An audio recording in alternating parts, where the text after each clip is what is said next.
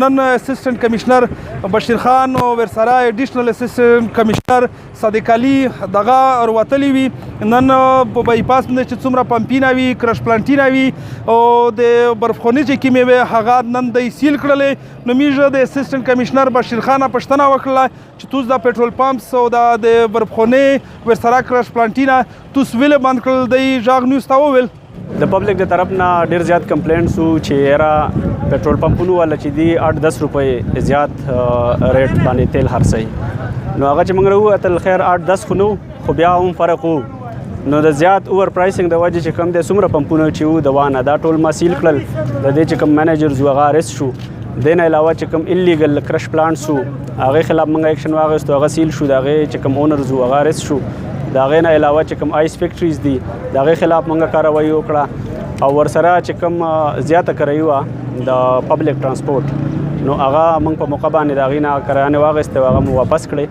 او اسپیشلی نن چې کوم د پمپونو والا دي نو د اوور پرایسنګ خلاف چې کوم دی دا ایکشن موږ واخیستو او کوم چې د اوګرا نوټیفاید ریټس دي نو دا د هغې نه سیوا و د هغې د وجې د دې پمپونه ټیل فردر آرډر سیل شو او دا کسان ارست شو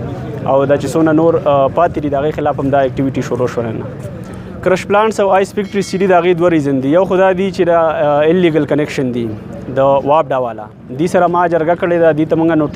نوټسز ورکړي وو چې یاره تاسو خپل میټرایزیشن وکړئ نو هغه دي اوسه پورې نه دي کړي او دې نه علاوه چې کوم لایسنسز دي د ماینز اینډ منرل ډپارټمنټ د طرف نه چې کوم محکمې د طرف نه دي ته لایسنس والا پروسیجر دی نو هغه دي نه دي کړي نو هغه دي ته الریډي موږ نوټسز ورکړي وو بار سرو کړي وو خو هغې باندې دي دغه نه وکړی نو د هغې د وجې هغه هم سیل شو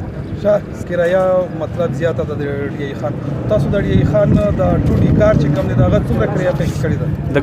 کرایي چې دا چې کوم ریجنل ترانسپورټ اتارټي په ډي ای خان کې هغې سره موږ کنټیکټ کړی دی هغې هم راځي په دغې باندې موږ به یو هولسټک یو ډیټیل میټینګ هم دی او د هغې نه بعد به هغه ریټ دي ته نوټیفای شي خو چې اوس کوم موږ جنرل وکتل نو چې کوم ډېر زیات ریټ وو او کرایي وه د هغې خلاف موږ ایکشن واخیستو تھینک یو سر چې دا پمپونه بس تر څو پورې بند دا پمپونه خو هغې پورې بند دي یو خو دی فاین شو دی خلاف چې کوم دی ایکشن هم واخیستلی شو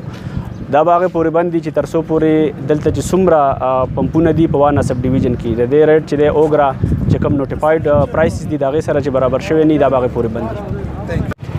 جی لکه تاسو واورېدل چې دی یی چې دلته د پېټرول قیمت چې قیمت د ډیزل قیمت هغه زیات شوی و او چې کوم کرش پلانټینه وي د هغې سره لایسنس نه وي نو تر هغه پورې دغه پېټرول پمپینه دغه بند وي چې تر څو پره د اوګرا چې کوم خپل ریټ ته چې دی ته یې تجویز کړی دی چې څو پره هغه ریټ ته پېټرول په ونه کې رغلی نه وي تر هغه وخته پورې دغه پمپینه بند وي اې کې وزیر ژغ نیوز وانه